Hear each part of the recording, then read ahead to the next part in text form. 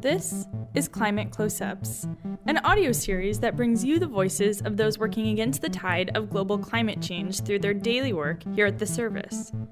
It's an opportunity to take a look at the individuals behind the work and what drives them. Bri Benvenuti told me she never actually set out to be a bird person, but from a young age she did aspire to be a wildlife biologist, and her path, from her undergrad internship to her master's thesis, kept leading her back to the shorelines of Carson National Wildlife Refuge, where she's now the biological technician. There, the saltmarsh sparrow captured her heart, a highly specialized bird who can only live in the saltmarsh ecosystem. The sparrow, to Bri, is a sort of coastal canary in the coal mine that responds to changes and can show us where the ecosystem is failing. Now Bri's doing what she can to restore their habitat and build resilience back in for the entire marsh ecosystem. I sat down with Bri when I visited Carson in April. This was our conversation.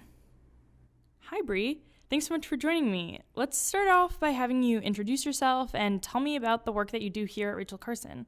Hi, I'm Bri Benvenuti. I work at Carson National Wildlife Refuge as a biological technician.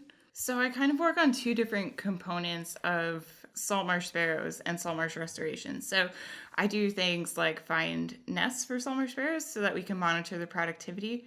We know that by going out and counting the birds, you certainly get a handle on the overall population size, which we certainly need to help manage the species. But we also know that the best way to understand how saltmarsh sparrow populations are doing are to actually monitor the nests and count how many chicks they're producing over time. So for example, with the saltmarsh sparrow, I think it's around 45% of nests between 2011 and 2015 failed to produce a single chick. For us to be able to figure out the best ways of helping to protect their habitat and help them raise as many chicks as possible is to learn the very specific details about their nesting. Where do they like to build their nests? Is it under tall grass? Is it under short grass? Do they build a canopy over the top? Are they picking certain areas of the marsh over others?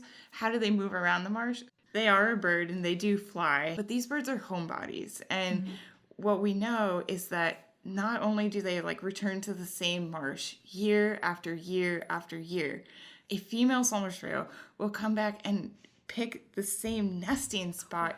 And it's one of the most astounding things. That's incredible. One of my favorite things about the species. But what that also means is that if you do something that drastically changes the habitat there really quickly, such as, replacing a bridge that lets more water in, she's not going to be adapted to that flooding cycle.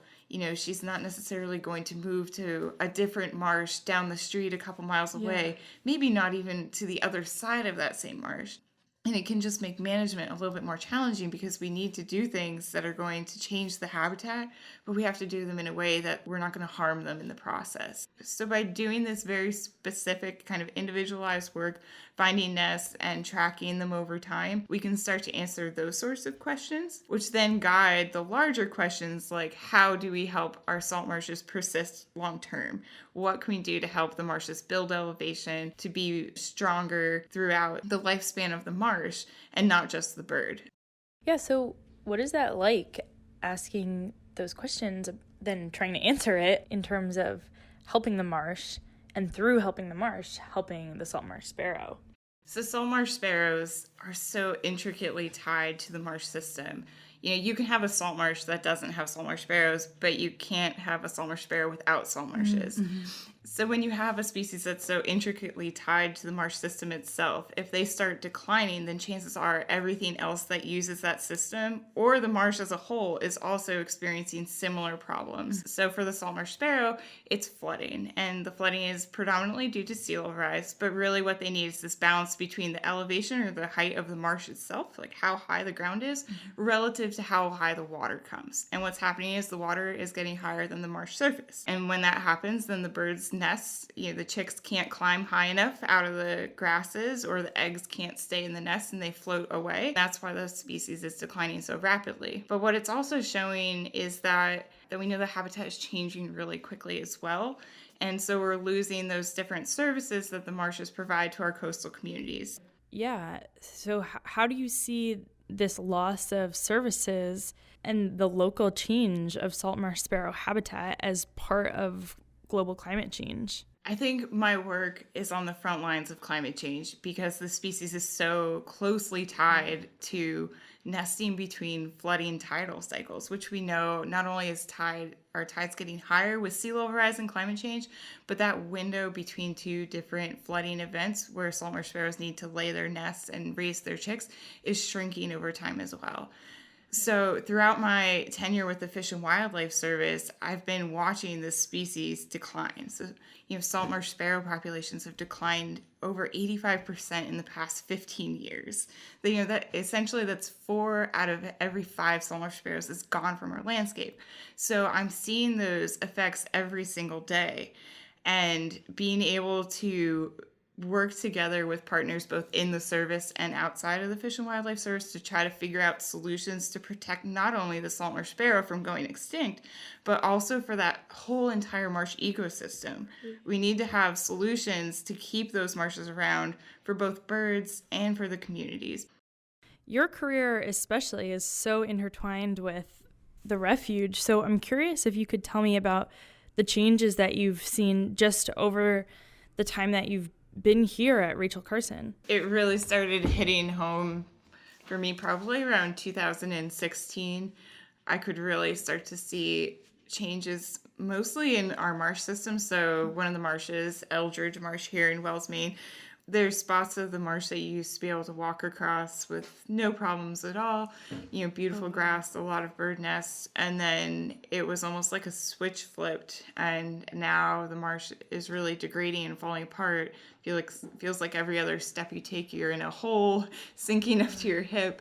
The vegetation has changed from that really nice, lush, soft grass into alterniflora, which is this taller, stiffer, wetter grass. There aren't nearly as many birds nesting in those areas as there used to be. When you sit and really think about what you used to be able to do in terms of an activity or walk and things like that, it all starts to sink in, and it's a little scary. Yeah, it is. But I'm curious where you see some of the work that you do in a more hopeful way as resisting and fighting back against some of this looming threat of climate change. We're not going to stop climate change. It's something we should certainly strive to at least slow or reduce. That is something that is worth doing. But stopping it completely or outrunning it is not, in my opinion, possible over time. So we need to figure out what can we do to support our ecosystems and make them have the best chance possible at persisting this enormous challenge that they've never faced before. Mm-hmm. And so for me, going out and figuring out how we can use those nature-based solutions to strengthen our marshes and help them build elevation and give the marsh and the ecosystem every opportunity that it can to persist over time, I think is one of the biggest ways that we can contribute to conservation these days. Yeah, and beyond your work specifically, what do you want the wider community to know and the general public? Where would you offer them hope in the face of climate change when it comes to the salt marsh sparrow? The plight of the salt marsh sparrow can be pretty gloomy. Yeah. It's a species that's so closely tied to our salt marshes, and we know that the marsh habitat itself we've been losing pretty dramatically over the last 50 years. Salt marsh sparrow populations are declining rapidly. Like I said, we've lost 4 out of 5 of all of our salt marsh sparrows. And it's something that the Fish and Wildlife Service has taken a real interest in and has helped to gather a lot of momentum to help conserve the species and the habitat. And so I like to think of us kind of as, you go out onto the marsh and you're watching the birds, and the females do all of the work for the salt marsh sparrow, and they arrive, they build a nest. It usually fails, but they immediately, within a couple days, are re-nesting again and just trying to raise their chicks. And I think that us humans can take a page from their book, and knowing that we're working to conserve the species and the habitat, and we have to be a little experimental and try different techniques on what can help build marshes and help the species persist. And if something doesn't work, just regroup and try again, because the other option is to not do anything. We pretty much know what that outcome is. So by working together and just, brainstorming and doing everything that we can to try to protect this really awesome species and habitat, I don't think we can go wrong. That's a great image of resilience. That is exactly the word that is so central to so much of this coastal work and marsh work, is like, how do we build more resilience in the ecosystem and also in the communities around it? Like, how do we respond to this great challenges? So Bri, thank you so much for being here and talking with me. This was really educational for me and truly a pleasure. I appreciate it. Thanks for listening. Thank you again to Bri Benvenuti for joining me in this conversation. And special thanks to the staff at Rachel Carson National Wildlife Refuge for facilitating this great visit in April. I'm Olivia Giger. Editing and interviewing has been done by me, as well as Mason Wheatley. See you next time.